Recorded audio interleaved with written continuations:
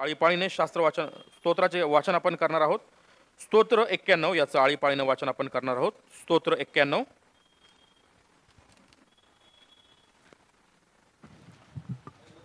स्तोत्रसंहिता 91, पान क्रमांक 725. सर्व सामर्थ्याच्या पंखाखाली आश्रय. जो परात्पराच्या गुप्तस्थळी वसतो तो सर्व सामर्थ्याच्या सावलीत राहील.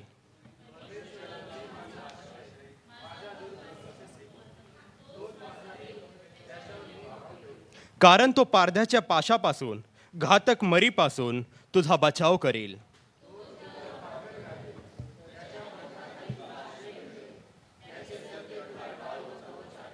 रात्रीच्या समयीचे भय, दिवसा सुटणारा बाण,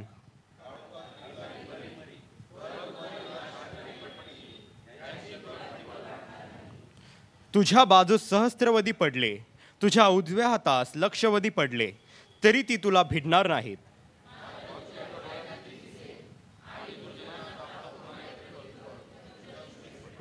कारण परमेश्वर माझा आश्रय आहे असे म्हणून तो परात्पराला निवासस्थान केले आहे.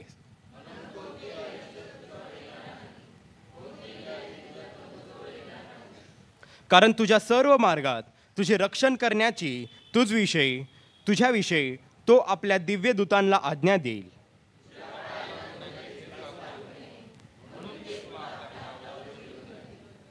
तू सिंह व नाग यांच्यावर पाय देऊन चालशील, तरुण सिंह व अजगर यांना तुडवीत चालशील.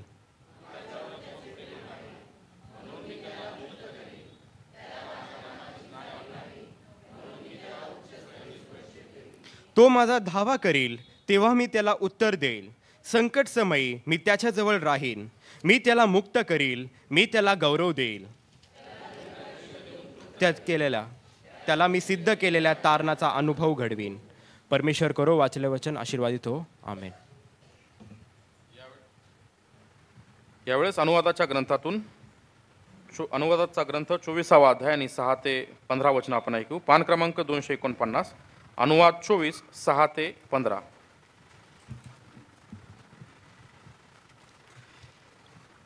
आपण अनुवादाचा 24वा अध्याय आणि 6 ते 15 ही वचनं वाचूया. अनुवाद 24, 6 ते 15. निरनिराळे नियम, जाते किंवा जात्याची वरची तळी कोणी गहाण ठेवून घेऊ नये. असे करणे म्हणजे मनुष्याचे जीवितच गहाण ठेवून घेणे होय. आपल्या एखाद्या इस्रायल बांधवाला कोणी चोरले आणि तो त्याला दासाप्रमाणे वागवताना किंवा विकताना आढळला तर त्या चोराला जीवे मारावे. अशा प्रकारे तू आपल्यामधून असल्या दुष्टाचे निर्मूलन करावे. महारोगाच्या व्याधी संबंधाने सांभाळा. लेवियन याजक तुम्हाला जे शिकवतील ते अगदी काळजीपूर्वक पाळा. मी त्यांना आज्ञा केली आहे त्याप्रमाणे काळजीपूर्वक पाळा. तुम्ही मिस्र देशातून निघाल्यावर तुमचा देव परमेश्वर ह्याने वाटेत मिर्यामेचे काय केले ह्याचे स्मरण ठेवा. आपल्या शेजाऱ्याला तू कोणत्याही प्रकारचे कर्ज दिले तर त्याच्याबद्दल तारण आणण्यासाठी त्याच्या घरात शिरू नको. तू बाहेर उभे राहावे आणि ज्याला तू कर्ज दिले असेल त्याने त्याच्याबद्दलचे तारण तुझ्याकडे बाहेर आणावे. तो मनुष्य कंगाल असला तर त्याचे तारण दाखल घेतलेले वस्त्र अंगावरून घेऊन झोपू नको. सूर्य मावळला आहे तोच त्याचे तारण त्याला अवश्य परत कर, म्हणजे तो आपले ते वस्त्र अंगावर घेऊन निजेल आणि तुझे अभिष्ट चिंतील. आणि तुझा देव परमेश्वर ह्याच्या दृष्टीने हे तुझे नीतिमत्व ठरेल. तुझ्या बांधवापैकी अथवा देशातील तुझ्या गावात राहणाऱ्या उपऱ्यांपैकी एखादा मजूर दीन व कंगाल असला तर त्याच्यावर जुलूम करू नको. त्याला ज्या दिवसाची मजुरी त्याच दिवशी दे, कारण तो गरीब असल्यामुळे त्याचे सारे लक्ष मजुरीकडे लागलेले असते. ती सूर्यास्तापलीकडे ठेवू नको. ठेवलीस तर तो तुझ्याविरुद्ध परमेश्वराकडे गाऱ्हाणे करेल आणि तुला पाप लागेल. वाचलेले वचन देव आपल्यासाठी आशीर्वाद करू. आमेन. नवीन करारातून पत्राचे वाचन आपण करणार आहोत. रोमकरास पत्र याचा 9वा अध्याय 19 ते 29 वचनं. रोमकरास पत्र 9वा अध्याय 19 ते 29, पान क्रमांक 217. सर्वांना सलाम. आपण नवीन करारातून रोमकरास पत्र याचा 9वा अध्याय आणि 19 ते 29 ही वचनं आपण ऐकूयात. पान क्रमांक 217. देव सर्वाधिपती आहे. यावर तू मला म्हणशील, तर मग तो अजून दोष का लावित असतो? कारण त्याच्या संकल्पाला कोण आड आला आहे? हे मानवा, देवाला उलटून बोलणारा तू कोण? घडलेली वस्तू आपल्या घडविणाऱ्याला तू मला असे का केले असे म्हणेल काय? किंवा एकाच गोळ्याचे एक पात्र उत्तम कामासाठी व एक हलक्या कामासाठी करावे असा कुंभाराला मातीवर अधिकार नाही काय? आपला क्रोध दर्शवावा व आपले सामर्थ्य व्यक्त करावे असे देवाच्या मनात असताना नाशासाठी सिद्ध झालेल्या क्रोधाच्या पात्रांना मोठ्या सहनशीलतेने त्याने जर वागवून घेतले आणि ज्या आपल्याला केवळ यहुद्यातून नव्हे तर परराष्ट्रीयतूनही पाचारण झाले त्या आपल्याविषयी म्हणजे त्याने पूर्वी गौरवासाठी सिद्ध केलेल्या दयेच्या पात्राविषयी आपल्या गौरवाची विपुलता व्यक्त करावी असे त्याला वाटत असले तर काय? तो होशेयाच्या पुस्तकात हेही म्हणतो की जे माझे लोक नव्हते त्यांना मी आपले लोक म्हणेन आणि जी प्रिय नाही तिला प्रिय म्हणेन. आणि असे होईल की तुम्ही माझे लोक नाही असे जेथे म्हटले होते तेथे त्यांना जिवंत देवाचे पुत्र असे म्हणण्यात येईल. यशायाही इस्रायलाविषयी असे पुकारतो की जरी इस्रायल लोकांची संख्या समुद्राच्या वाळूसारखी असली तरी अवशेष मात्र तारण पावेल. कारण प्रभू आपले वचन आटोपते घेऊन व समाप्त करून पृथ्वीवर ते सिद्धीस नेईल. त्याप्रमाणे यशायाने पूर्वी म्हटले, जर सेनाधीश प्रभूने आम्हासाठी बीज राहू दिले नसते तर आम्ही सदोमासारखे झालो असतो व गमोराप्रमाणे बनलो असतो. आमेन. यावेळेस शुभवर्तमानाचे वाचन आपण करणार आहोत. आपण सर्वजण जागेवर उठून उभे राहू. हे येशू तू कृपा तू देई सुवार्थाई काया विचारे शब्दे कर्मे ही ती सदा पाळाया.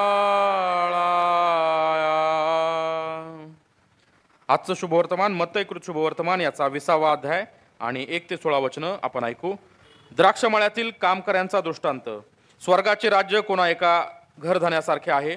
तो आपल्या द्राक्षमळ्यात मोलाने कामकरी लावाव्यास मोठ्या सकाळी बाहेर गेला आणि त्याने कामकऱ्यास रोजची पावली ठरवून त्यास आपल्या द्राक्षमळ्यात पाठवले. मग तो 3ऱ्या तासाच्या सुमारास बाहेर गेला आणि त्याने अड्ड्यावर कित्येकास रिकामे उभे राहिलेले पाहिले. तो त्यास म्हणाला, तुम्ही द्राक्षमळ्यात जा, जे योग्य ते मी तुम्हास देईन. आणि ते गेले. पुन्हा 6व्या व 9व्या तासाच्या सुमारास त्याने बाहेर जाऊन तसेच केले. नंतर 11व्या तासाच्या सुमारास तो बाहेर गेला, तेव्हा आणखी कित्येक तिथे उभे राहिलेले त्याला आढळले. त्यास त्याने म्हटले, तुम्ही सारा दिवस येथे रिकामे का उभे राहिला आहात? ते त्याला म्हणाले, आम्हास कोणी कामावर लावले नाही म्हणून. त्याने म्हटले, तुम्हीही द्राक्षमळ्यात जा. मग संध्याकाळ झाल्यावर द्राक्षमळ्याचा धनी आपल्या कारभाऱ्याला म्हणाला, काम करायस बोलव आणि शेवटल्यापासून आरंभ करून पहिल्यापर्यंत त्यास मजुरी दे. तेव्हा 11व्या तासाच्या सुमारास लावले होते ते आल्यावर त्यास पावली पावली मिळाली. मग पहिले आले आणि आपणास अधिक मिळेल असे त्यांना वाटले. त्यासही पावलीच मिळाली. ती त्यांनी घेतल्यावर घरधण्याविरुद्ध ते कुरकुर करून म्हटले, या शेवटल्यांनी 1च तास काम केले आणि आम्ही तर दिवसभर उन्हातानात कष्ट केले. त्या आम्हास व त्यास तुम्ही एकसारखे लेखले आहे. तेव्हा त्याने त्यातील एकाला उत्तर दिले, गड्या, मी तुझा अन्याय करीत नाही. तू मजबरोबर पावलीचा करार केला की नाही? तू आपले घेऊन चालावायला लाग. जसे तुला तसे शेवटल्यालाही द्यावे अशी माझी इच्छा आहे. जे माझे आहे त्याचे माझ्या मर्जीप्रमाणे करावयास मी मुक्त्यार नाही काय? अगर मी उदार आहे हे तुझ्या डोळ्यात सलते काय? त्याप्रमाणे शेवटले ते पहिले व पहिले ते शेवटले आणि शेवटले ते पहिले असे होतील. वाचलेली सर्व वचनं देव आपल्या सर्वांसाठी आशीर्वादाची करो. आमेन. देवाला स्तुती असो. मंडळीने कृपया बसावं.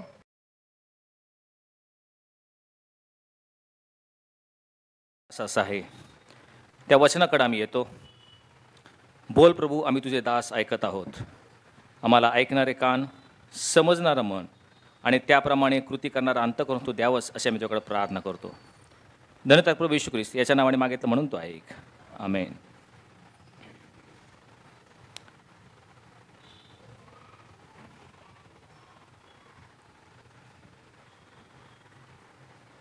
एकदा एक श्रीमंत तरुण हा प्रभू येशूकडे आला आणि त्याने अतिशय महत्त्वाचा, जिव्हाळ्याचा आणि मार्मिक प्रश्न येशूला विचारला. तो तरुण येशूला म्हणतो, सार्वकालिक जीवन मिळावं म्हणून मी काय केलं पाहिजे? आणि येशूने त्याला उत्तर दिलं, आज्ञा पाळ. ज्या नियमशास्त्रातल्या आज्ञा त्या आज्ञा तू पाळ, म्हणजे तू जीवनात येशील. आणि तो तरुण येशूला म्हणतो, पहा गुरुजी, मी लहानपणापासून या सर्व आज्ञा पाळत आलेलो आहे. हे ऐकल्यावर येशूला फार आश्चर्य वाटलं. त्याने त्याच्यावर प्रीती केली असं म्हटलेलं आहे. मग तो म्हणतो, मी जर ह्या सगळ्या आज्ञा पाळल्या तर माझ्या ठाई कोणत्या गोष्टीची उणीव आहे? उलट प्रश्न तो तरुण येशूला विचारत आहे, मग आता माझ्या ठाई कोणत्या गोष्टीची उणीव आहे? आणि येशूने त्याला म्हटलं, पूर्ण होऊ पाहतोस तर तुझ्याकडं जे आहे नाही ते सर्व विकून गोरगरिबांना दे, म्हणजे स्वर्गात तुला संपत्ती मिळेल, आणि चल माझ्या मागे ये. हे ऐकल्यावर तो तरुण खिन्न झाला, कारण तो फार श्रीमंत होता आणि तो येशू पडून निघून गेला. पुन्हा तो येशूबरोबर कधीच चालला नाही. पैशाचा मोह, पैशाचा लोभ यामुळं येशूला सोडून तो पुन्हा आपल्या घरी निघून गेला. त्यांच्यामध्ये चाललेलं संभाषण पाहत असताना येशूचे 12 शिष्य त्या जवळच उभे होते. आणि हे संभाषण त्यावेळेस ऐकलं. त्यावेळेस येशू म्हटला, पहा, श्रीमंताला स्वर्गाच्या राज्यात जाणं किती कठीण आहे. एक वेळ उंटाला सुईच्या नाकातून जाणं सोपं आहे, परंतु श्रीमंत मनुष्य स्वर्गाच्या राज्यात जाणं किती कठीण आहे. हे येशूचे उद्गार निघताच त्या शिष्यांपैकी पेत्र येशूकडे आला आणि म्हटला, गुरुजी, तो कसा त्याने गेला हे तर तुम्हाला कळालं, परंतु आम्ही सर्व काही सोडून आपल्या मागे आलो आहोत, तर मग आम्हाला काय मिळणार? तेव्हा येशूने त्याला उत्तर दिलं, मी तुम्हाला खचित खचित सांगतो, ज्याने माझ्यासाठी व स्वार्थेसाठी आपली घरे, भाऊ बहीण, आई वडील, मुले व शेते सोडले आहेत, त्यांना सांप्रतकाळी अनेक पटीने हे सर्व मिळेल आणि सार्वकालिक जीवन मिळाल्याशिवाय राहणार नाही. आणि तुमच्यातले बरेचसे जे पहिले ते शेवटले, आणि जे शेवटले ते पहिले, असे पुष्कळ जणांचं होईल. हे येशूचं वचन ऐकल्यावर सर्व शिष्य थोडे संभ्रमात पडले. त्यांना थोडीशी शंका मनात आली. पहिले ते शेवटले आणि शेवटले ते पहिले, हे थोडंसं विचित्र आणि विलक्षण विधान येशूने केल्यामुळं ते थोडे संभ्रमात पडलेले आहे. कारण जगाच्या राहाटीप्रमाणे ज्या जगामध्ये आम्ही वावरतो त्याची जी एक रीत आहे, रूढी आहे, परंपरा आहे, त्यामध्ये असं कधीच घडत नाही. जे पहिले ते पहिले आणि शेवटले ते शेवटले ही जगाची रीत आहे.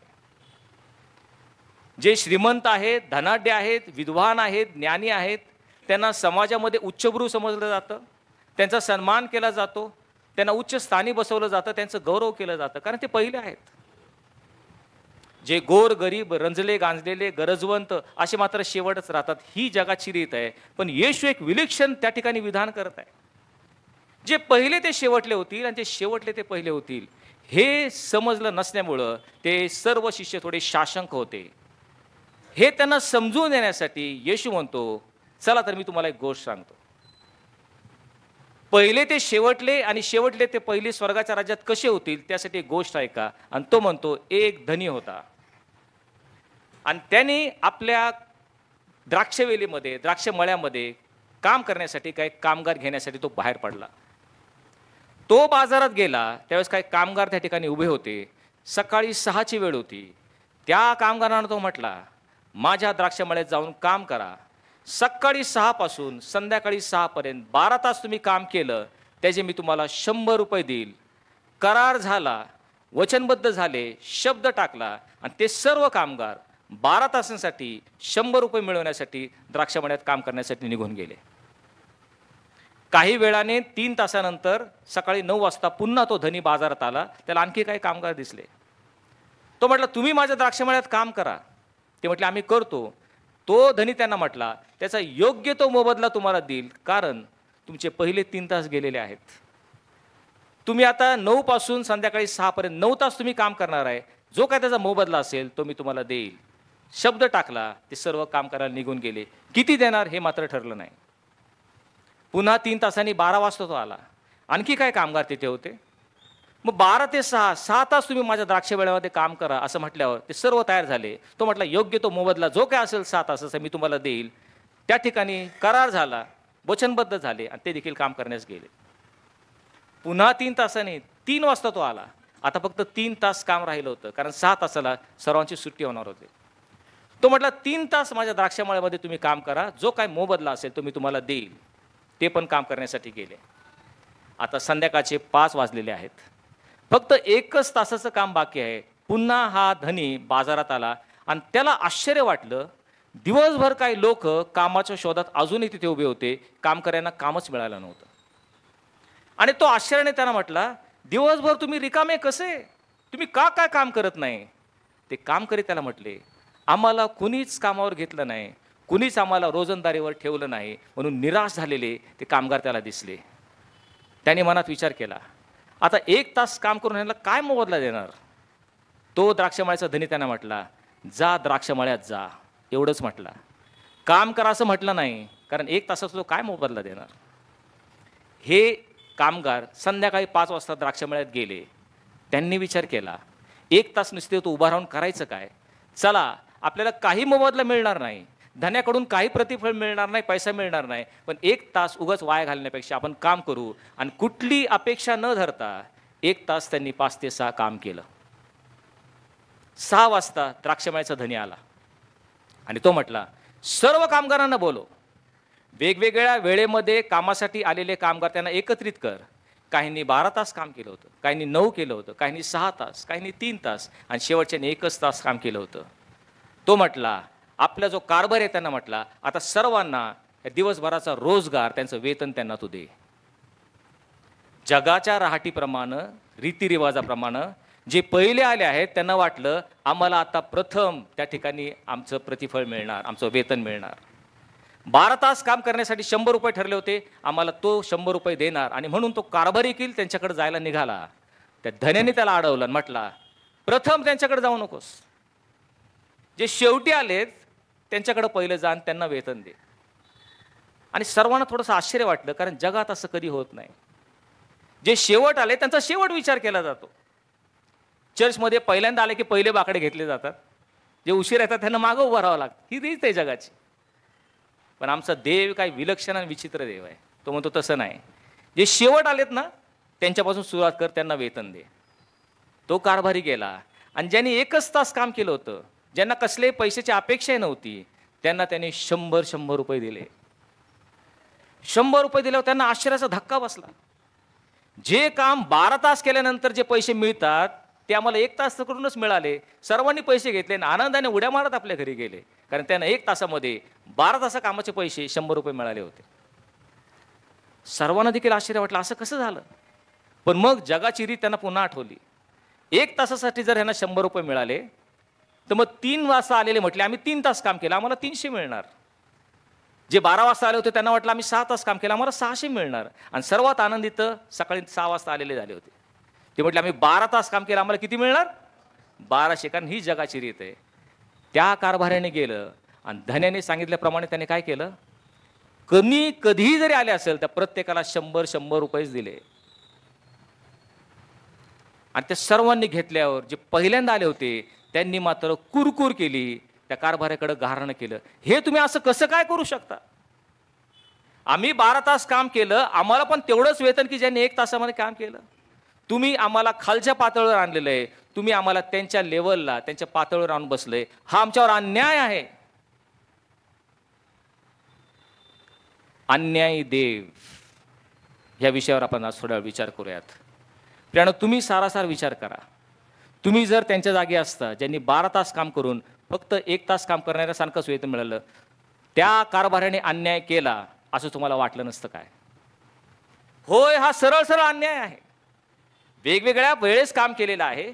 कुणी 12 तास काम केलं, कुणी 6 तास केलं, कुणी 3 तास केलं, 1च तास एकाने केलं. सर्वांना सारखं वेतन देणं म्हणजे अन्याय आहे. हा धनी अन्याय आहे असं संपूर्ण जगातील कुणी व्यक्ती तुम्हाला सांगू शकेल. अहो, तुम्ही विचार करा ना, जर तुमचा महिन्याचा पगार समजा 10,000 रुपये आहे आणि 12 महिने तुम्ही कष्ट केले, वर्षकाठी तुम्हाला किती पैसा मिळतो? किती मिळेल? जर महिन्याला 10,000 तर 1 वर्षानंतर 1,20,000 20,000 रुपये. ज्यावेळेस तुम्ही वर्षभर कष्ट करता तुम्हाला वर्षभराचे 1,20,000 रुपये मिळतात. पण तुमचाच एक सहकारी आहे, ऑफिसमध्ये नवीन आलेला आहे, त्यांनी 1च महिना काम केलं आणि त्याला जर 1,20,000 रुपये दिले तर तुम्हाला वाईट वाटणार नाही का? निश्चित वाईट वाटणार. मी वर्षभर कष्ट केले, मला जेवढे मिळतात, हा माझ्या मागून आला, 1च महिना काम केलं, माझ्या एवढाच त्याचा पगार असून ह्याला त्या धन्याने मालकाने 1,20,000 कसे दिले? हा मालक अन्याय आहे. होय, हा धनी जर अन्याय आहे तर आमचा देव सुद्धा अन्याय आहे का? हा विचार करण्याची आजची गोष्ट आहे.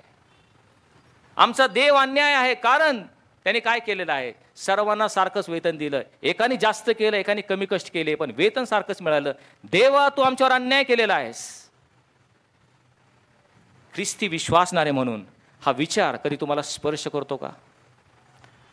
ज्या जिवंत देवाची मी उपासना करतो, आराधना करतो, त्याच्याशी एकनिष्ठपणे वागतो, विश्वासूपणे वागतो, तो माझा देव अन्याय आहे असं कधी कधी तुम्हाला वाटतं का?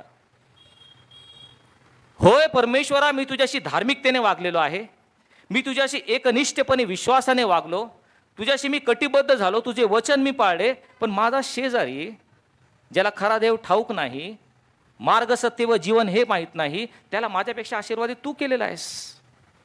तो समृद्ध होत आहे, संपन्न होत आहे, तो धनाढ्य वाढीदिडेला लागलेला आहे. मी असाच का? देवा, तू माझ्यावर अन्याय केलेला आहेस. वाटतं का कधी असं आपल्या मनाला, आपल्या शेजाऱ्याकडे बघून?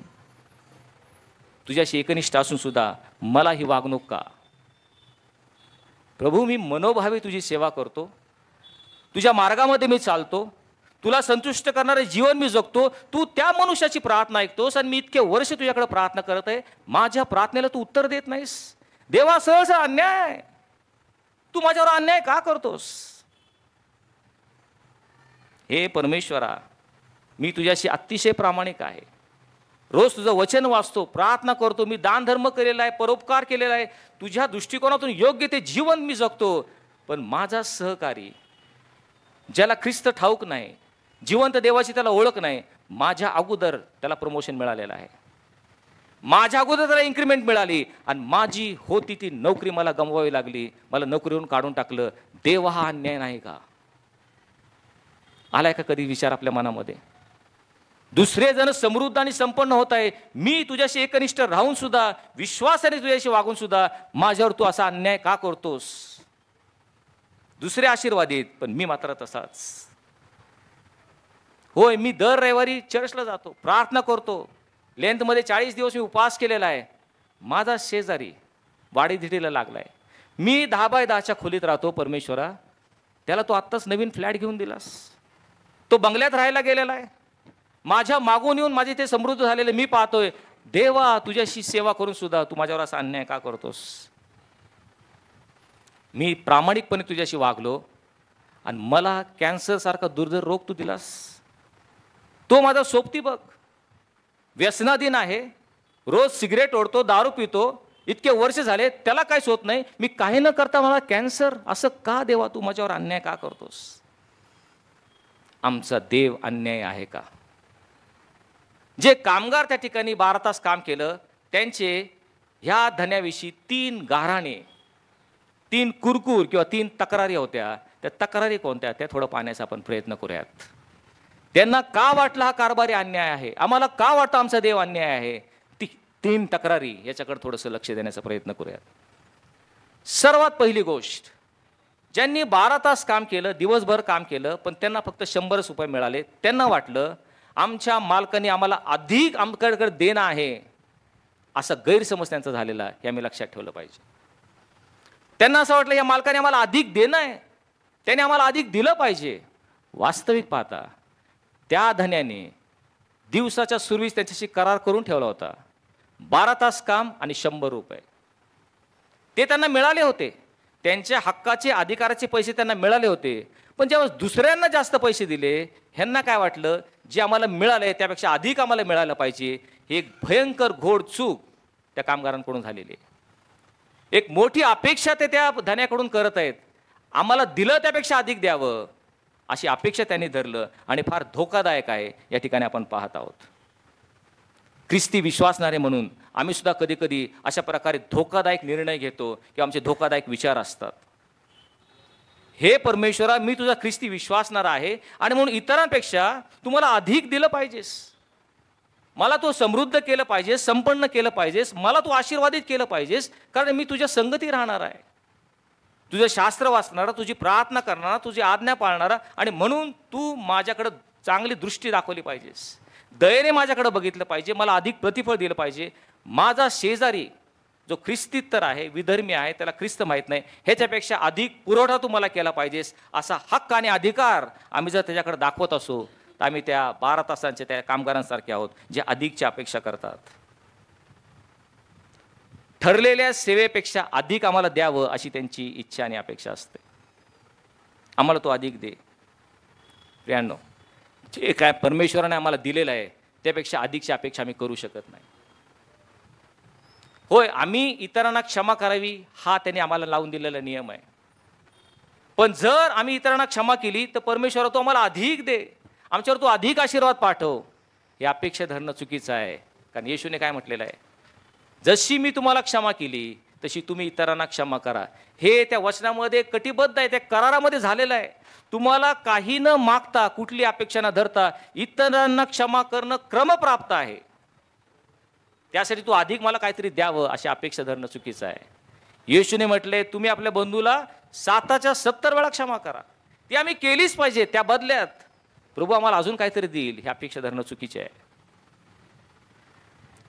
जशी आपणावर तशी आपल्या शेजारावर प्रीती कर, यासाठी काय अधिक त्यांनी द्यावं ही अपेक्षाच करू नये. कारण त्यांनी आम्हाला अगोदर सांगितलंय, जशी आपणावर तशी आपल्या शेजारावर प्रीती करी, सर्वात मोठी आज्ञा आहे त्यापैकी एक आहे, ती तुम्ही केलीच पाहिजे, ते अनिवार्य आहे.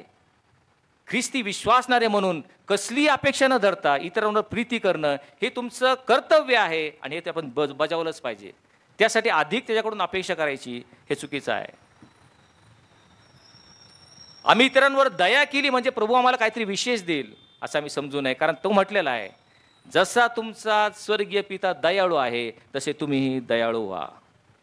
प्रियांनो, आम्ही कधी कधी काहीतरी आम्ही सेवा केली की परमेश्वर आम्हाला अधिक आशीर्वादित करेल ही अपेक्षा जर आम्ही धरतो तर आम्ही चुकीचं करत आहोत. संत पौल आम्हाला स्पष्टपणे सांगतो, तुझ्याकडं आहे असं कुठली गोष्ट तुला वरून मिळालेली नाही, तुला सर्व काय वरून प्राप्त झालेलं आहे. मग तू स्वतःहून कमवलं असं तू का समजतोस? जे काय आपल्याकडं आहे, आपलं कुटुंब, आपली उपजीविका, आपलं आयुष्य, आपलं आरोग्य, सर्व आम्हाला वरून प्राप्त झालेलं आहे. त्यापेक्षा अधिक त्यांनी काहीतरी द्यावं. म्हणजे त्या 12 तासात काम केलेल्या कामगारांसारखं कुरकुर करणारे आम्ही ख्रिस्ती आहोत. जे आहे त्यात आम्ही कधी समाधानी नाही आणि त्यांची एक मोठी चूक त्या ठिकाणी दिसत आहे. उदाहरण घेऊयात. काल आम्ही कारमधून चाललो होतो आणि प्रतीक माझ्याबरोबर होता, माझा मुलगा. आणि त्या कारमध्ये हवा भरायची होती म्हणून आम्ही थांबलो आणि त्या ठिकाणी 4ही चाकामध्ये हवा भरली. साधारण त्याला 20 रुपये लागले आणि माझ्याकडे सुट्टे नव्हते म्हणून प्रतीकला म्हटलं, तू हवेचे पैसे दे. त्याने 20 रुपये देऊन टाकले. समजा हा माझा मुलगा प्रतीक माझ्याकडे आला आणि म्हटलं, डॅडी काल मी तुम्हाला 20 रुपये दिले होते ना, ते 20 रुपये मला हिशोब द्या, मला परत द्या माझे 20 रुपये. पटेल का आपल्याला आहे? मी मनात काय विचार करेल? मी तुला जन्म दिला, तुझं संगोपन केलं, लहानचं तुला मोठं केलं, तुझ्या शिक्षणाचा खर्च करला, तुझ्यावर अतिशय परिश्रम मी घेतले आणि आता तू 20 रुपयासाठी हिशोब मागतोस. नेमकं असंच आम्ही त्या स्वर्गीय पित्याबरोबर करतो. त्या स्वर्गीय पित्याने आमची निवड केलेली आहे. आम्हाला त्यांनी जन्म दिला, आमचं संगोपन केलं, आमचं आरोग्य त्याने कायम राखलं, आम्हासाठी सर्व काय त्याने केलं आणि तरी अजून काहीतरी त्याने द्यावं असं अपेक्षा करत असेल तर ती चुकीची ठरणार आहे. आणि म्हणून त्या कामगारांसारखं अधिक आम्हाला काहीतरी मिळेल असं म्हटलं तर आम्ही देव अन्याय आहे असं त्या ठिकाणी समजत असतो. देव आम्हाला स्पष्टपणे सांगत आहे, मी तुला निवडलंच पाहिजे अशी कुठली बांधिलकी माझ्याकडे नव्हती तरी मी तुला निवडलं. पिढ्यानं थोडासा विचार करा, सारासार विचार करा. ह्या जगाच्या पाठीवर 8 अब्ज लोक राहतात. त्या 8 अब्जांपैकी फक्त तुमचीच निवड त्यांनी करावं हे किती आश्चर्य आहे. एका ख्रिस्ती कुटुंबामध्ये तुम्हाला जन्माला घालावं, लहानपणापासून ख्रिस्ताची ओळख तुम्हाला व्हावी आणि आज जिवंत देव तुम्हाला समजावा, हे मोठं आश्चर्य नाही का? तो काय बांधिलकी त्याची नव्हती की तुमची निवड करावी, पण तो म्हणतो जगाच्या स्थापनेपूर्वी मी तुम्हाला निवडला आहे. याच्याबद्दल आपण कधी परमेश्वराचे आभार मानलेत का? किती मोठे उपकार त्यांनी माझ्यावर केलेले आहेत की आज ख्रिस्ती घरामध्ये जन्मला आणि मला जिवंत देवाची ओळख आहे. याबद्दल आपण कधी कृतज्ञ झालो आहोत का? त्याचे आभार मानले आहेत का? त्याची बांधिलकी अजिबात नव्हती, पण त्यांनी ते केलं. आमची निवड त्याने केलेली आहे. मी सर्व गोष्टींचा तुला पुरवठा करावा याचा काय मी मक्ता घेतला नव्हता देव म्हणतो, पण तरी मी ते केलं. याची तुला कधी जाणीव आहे का? होय, देवाने आम्हाला घडवलं, पण आमचं सर्वच काय पुरवावं असा काय त्याने ठेका घेतला नाही, पण तो पुरवतो. आमच्या सर्व गरजा तो पुरवतो. याच्याबद्दल आम्ही कधी कृतज्ञ झालो आहोत का? त्याबद्दल आम्ही कधी आभार प्रदर्शन त्याचा केला आहे का? सर्व संकटात अडचणी तुझं सहाय्य करावं अशी काय तुझी हमी किंवा गॅरंटी घेतली नाही, तरी प्रत्येक संकटात मी तुला सोडवतो. माझ्या धार्मिकतेच्या उजवातानं तुला सावरून धरतो. ह्याचं आभार प्रदर्शन रूपी प्रार्थना तू मला कधी केलीस का? याची जाणीव तुझ्या मनाला कधी स्पर्श होते का? आज विचार करण्यासारखी गोष्ट आहे. मी तुझ्या प्रत्येक प्रार्थनेचं उत्तर दिलंच पाहिजे हे काय अनिवार्य नाही, माझी बांधिलकी नाही, तरी मी तुझी प्रार्थना ऐकतो, त्याचं उत्तर मी देतो, तुझी मी काळजी घेतो. गरज नसताना सुद्धा मी सर्व गोष्टी तुझ्यासाठी करतो, परंतु आम्ही कृतज्ञ होतो. आणि म्हणून पवित्र शास्त्रामध्ये संत पाऊल म्हणतो, हे मानवा, देवाला उलटून बोलणारा तू कोण?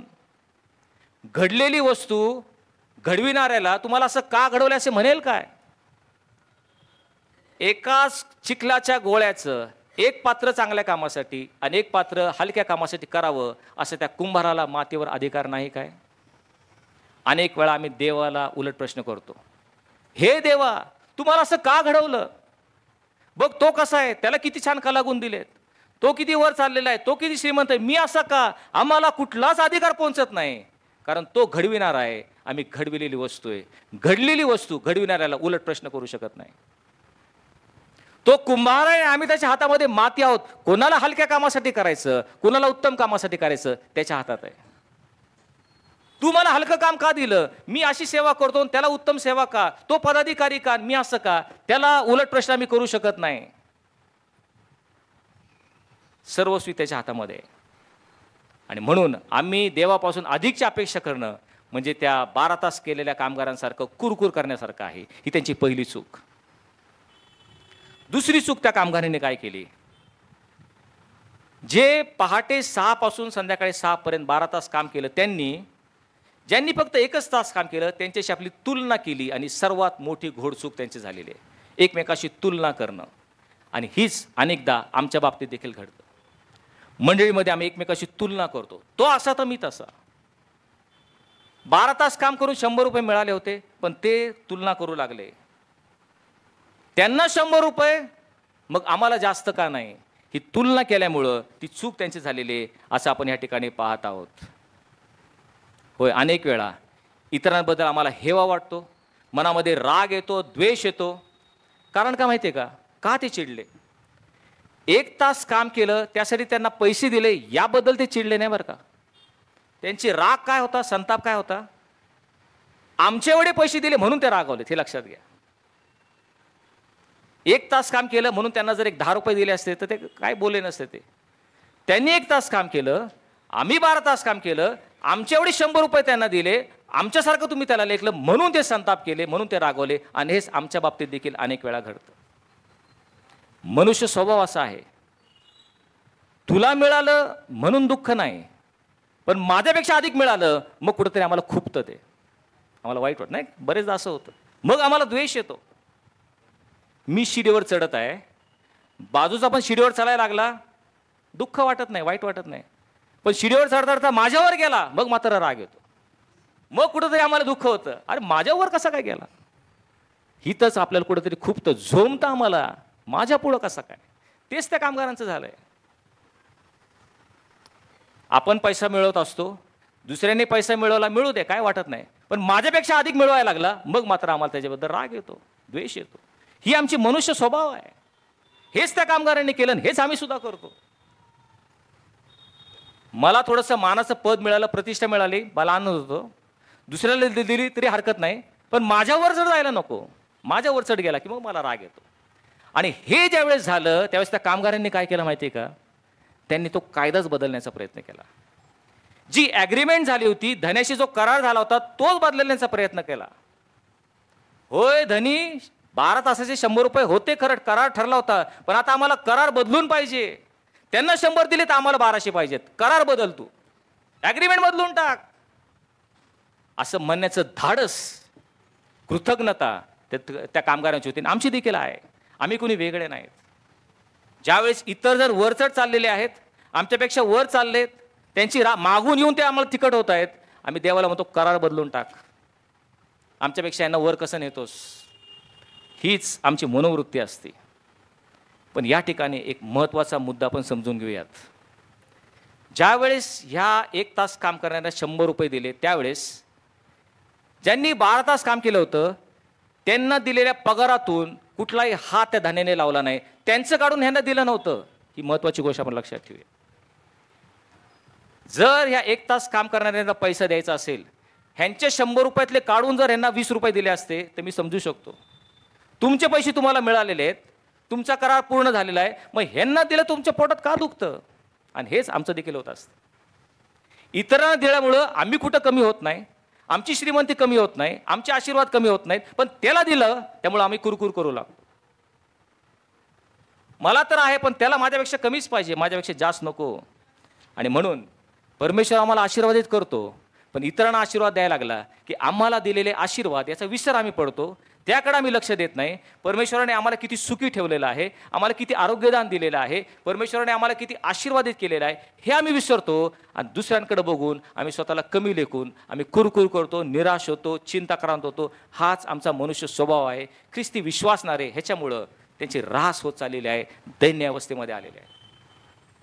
आम्हाला वाटतं देव अन्याय आहे, त्याने आमच्यावर अन्याय केलेला आहे. परंतु प्रियानो, लक्षात घ्या, आमचा देव हा फार कंजूस, संकुचित वृत्तीचा, दुर्बळ आणि कमकुवत, की एकाला दिलं की दुसऱ्याला देणार नाही असा नाही. आमचा देव समृद्ध देव आहे. सर्वांना देऊन पुरेल इतका साठा त्याच्याकडे आहे, सर्वांना पुरू शकतं. आणि म्हणून यशाया स्पष्टपणे सांगतो, उद्धार करवत नाही इतका त्याचा हात तोकडा झाला नाही, ऐकू येत नाही एवढे त्याचे कान मंद झाले नाहीत, पण तुमचं पाप तुम्ही आणि त्याच्यामध्ये आडभिंतीप्रमाणे आलेले आहेत, म्हणून तो तुमचं ऐकत नाही आणि तुम्हाला दर्शन देत नाही. होय, आमचा देव समृद्ध देव आहे, संपन्न देव आहे, सर्वांना देऊन पुरल एवढा साठा त्याच्याकडे आहे. हे आम्ही लक्षात घेणं गरजेचं आहे. अहो, 5000 लोक भुकेलेले आहेत, हातामध्ये काय आहे तर फक्त 5 भाकरी 2 मासे. त्या 5 भाकरी 2 माशांनी संपूर्ण 5000ची भूक तर त्यांनी भागवली, सर्वांना तृप्त केलं, पण उरलं देखील. किती उरलं? आणखी 12 टोपल्या पुरून उरल्या. असा आमचा देव समृद्ध आणि संपन्न आहे. 4000 7 भाकरी 2 माशांनी तृप्त केलं, त्यावर 7 टोपल्या पूर्ण उरलेल्या आहेत. आमचा देव स्पष्टपणे सांगतो, माझ्या मंदिरामध्ये अन्न असावं म्हणून तुम्ही आपला दशांश माझ्याकडे आणा, आणि मी आकाश कपाटी उघडून तुम्हाला जागा पुरणार नाही इतका आशीर्वाद मी तुमच्यावर देतो की नाही, याविषयी माझी प्रतीती पहा. Test me save the lord. मला माझी परीक्षा घेऊन पहा, प्रतीती पहा. अहो, तुम्ही हलक्या हातानं द्या, आकाश कपाटे उघडून तुम्हाला जागा पुरणार नाही इतका मी देतो की नाही, याविषयी माझी प्रचिती पहा.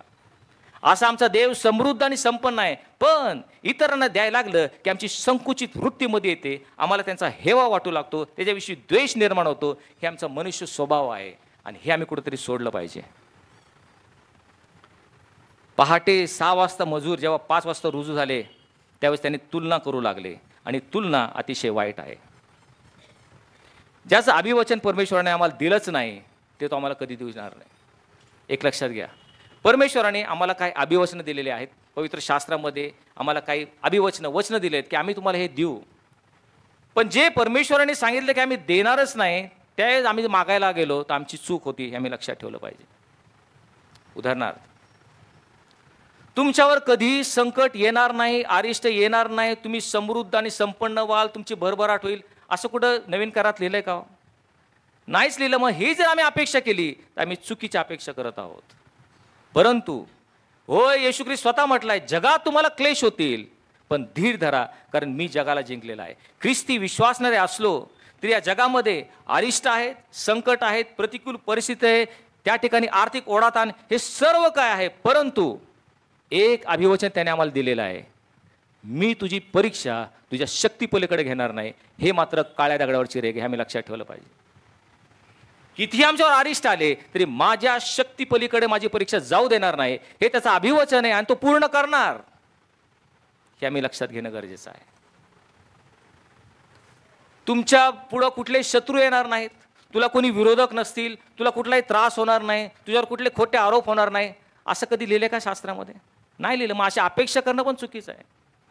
होय, तुमची निंदा नालस्ती होणार, तुमच्यावर खोटे आरोप येणार, पण हे सर्व करत असताना तुझ्यावर चालवीत आणलेला हत्यार तुझ्यावर चालणार नाही, हे अभिवचन त्याने दिलेलं आहे, हे मी लक्षात ठेवलं पाहिजे. ज्यावेळेस लोक तुमची निंदा आणि छळ करतील तेव्हा स्वर्गात तुमचं प्रतिफळ मोठं आहे, हे मात्र तो नक्की पूर्ण करणार, ह्याच्यामध्ये बदल होणार नाही, हे आम्ही समजून घेणं गरजेचं आहे. आमच्या इच्छेप्रमाणे तो आम्हाला सर्व देईल असं कुठं येशू ख्रिस्त कधी म्हटलं का? जी तुमची इच्छा असेल ते सर्व पूर्ण होईल, कधीच होणार. आमची भरपूर इच्छा आहे, आम्हाला हे मिळावं ते मिळावं, समृद्धी मिळावी, ऐश्वर मिळावं, भरपूर इच्छा असतील, त्या सर्व पूर्ण होतील असं नाही, कारण तसं अभिवचन नाही. पण अभिवचन काय आहे? देव तुमची सर्व गरज ख्रिस्त येशूमध्ये गौरवाने पूर्ण होणार, हे मात्र 100% होणार, यामध्ये बदल होणार नाही. जे अभिवचन आहे ते तो पूर्ण करणार, जे प्रॉमिस त्याने दिले तो करणार, त्याच्यापेक्षा जास्तीची अपेक्षा करू नये, कारण त्या कामगारांनी पण तसंच केलं. तुला सर्व काही सहजपणे मिळेल असं आम्हाला वाटतं, पण तसं होणार नाही. पण परमेश्वरावर आशा धरून राहणारे हे त्या ठिकाणी नवीन उन्नती पावतील, ऊर्जा पावतील, हे वचन मात्र नक्की पूर्ण होणार आहे. आणि म्हणून लक्षात ठेवलं पाहिजे, इतरांशी तुलना आम्ही करू नये. आणि शेवटल्याने महत्त्वाची गोष्ट, जे 12 तास ज्यांनी काम केलं त्यांनी काय केलेलं आहे, तर त्यांनी जे पहाटचे आले होते, त्यांनी जे 1 तास आले होते त्यांच्याशी तुलना तर केलीच, परंतु दिवसभर काम मिळण्याची वाट पाहणारे जे मजूर होते त्यांची दशा, त्यांची मनस्थिती त्यांनी जाणली नाही. ते जे 1 तास काम केलेले आहेत मजूर, त्यांच्या मनामध्ये काय अंतर्भाव चालू आहे, कोणत्या परिस्थितीतून ते गेले, त्यांची काय दैन्य अवस्था आहे, त्या पहिल्या कामगारांनी शेवटल्या कामगारांकडं फार लक्ष दिलं नाही, पुरवलं नाही. जेव्हा ते पहिले 6 वाजता आलेले कामगार गेले, दिवसभर शेतात काम केलं, कष्ट केले, राबले, त्यांना पैसे मिळाले, सगळी चांगली गोष्ट आहे. पण जेव्हा तुम्हाला काम मिळत नाही, नोकरी मिळत नाही आणि दिवसभर सकाळपासून संध्याकाळी 5 वाजले पण थांबल्यावर काय त्या मनुष्याची अवस्था होती, त्याच्या मनामध्ये काय दैन्य अवस्था झालेली आहे, त्याचं मन किती छिन्न विछिन्न होत आहे. माझी लायकी आहे, माझी पात्रता आहे, पण मला कोणी कामावर घेत नाही, मला कोणी मालक मिळत नाही, मला कोणी रोजगार घ्यायला येत नाही. दिवसभर रिकामे थांबलेले कामगार हे कोणत्या दैन्य अवस्थेतून गेले हे त्यांनी ओळखलं नाही. त्यांच्याबद्दल त्यांना सहानुभूती नव्हती. आणि आम्ही देखील ख्रिस्ती विश्वास म्हणून असंच करतो. ती व्यक्ती कोणत्या परिस्थितीमधून चाललेली आहे, त्याच्या घरामध्ये काय दैन्य अवस्था आहे, त्याच्या घरामधले नातेसंबंध किती बिघडलेले आहेत, किती आर्थिक ओढाताण त्यातून चाललेली आहे, कोणत्या वाईट मार्गाने तो चाललेला आहे, त्याच्या मनस्थिती किती छिन्न विच्छिन्न झाली, ह्याची सहानुभूती आम्हाला अनेक वेळा नसती. ख्रिस्ती विश्वासणारे म्हणून आम्ही ते जाणून घेत नाही, आणि हीच चूक त्या कामगारांची झाली. होय, तिथं नुसतं रिकामं उभं राहणं किती वाईट आहे, किती त्या ठिकाणी दैन्य अवस्था आलेली आहे, हे त्या कामगारांनी ओळखलं नाही. प्रियांनो, परमेश्वराने जर तुमची निवड केलीच नसती तर काय झालं असतं विचार. जगाच्या स्थापनेपूर्वी आमची निवड केली, पण केली नसती तर काय, त्या 1 तास दिवसभर उभा राहणाऱ्या कामगारांसारखी आमची स्थिती झाली नसती काय. आम्ही विचार केला पाहिजे. आणि शेवटचा महत्त्वाचा मुद्दा लक्षात ठेवूयात. म्हणून अनेक वेळा असं आपल्याला वाटतं की आमच्या देवाने अन्याय केलेला आहे. होय, सर्वांना सारखी किंमत दिली आणि म्हणून तो अन्याय केला. होय, आमचा देव अन्याय आहे असं विधान मी यावेळेस करू शकतो. तुम्हाला कदाचित आश्चर्य वाटेल, पण मला यावेळेस सांगावंसं वाटतं, आमचा देव अन्याय आहे. आणि अन्याय होणं हेच तुमच्या माझ्या फायद्याचं आहे, हिताचं आहे, हे आपण लक्षात घेणं गरजेचं आहे. त्या कारभाराने अन्याय केला, कारण वेगवेगळ्या लोकांना वेगवेगळ्या काम केलं तरी पण त्यांना एकच त्या ठिकाणी मजुरी दिली. त्यांनी अन्याय केला, 100% केला. तसाच आमचा देव कधी कधी अन्याय करतो आणि तुमच्या माझ्या हिताचं आहे. का माहिती आहे का? जर आमच्या देवाने खरोखर ठरवलं की मी न्याय व्हायचं आणि प्रत्येकाचा न्याय करायचा, तर मला तुम्हाला सांगू द्यात, आपण इथं भस्म झाल्याशिवाय राहणार नाही. आमच्या देवाने म्हटलं की मी न्याय होणार, तर आया क्षणाला आपण सर्व भस्म होऊ. कारण विलापगीतमध्ये तो म्हणतो, आम्ही भस्म झालो नाही, हे देवाची दया होय. कारण त्याची कृपा अखंडपणे राहते, ती रोज सकाळी आमच्यासाठी नवीन होते. म्हणून तो अन्याय आहे तेच बरं आहे. जर त्यांनी न्याय व्हायचं ठरवलं, जर त्याच्या न्यायाची तरवार म्यानातून बाहेर पडली, आम्ही क्षणार्धात भस्म होऊ, कारण त्याच लायकीचे आणि पात्रतेचे आम्ही आहोत.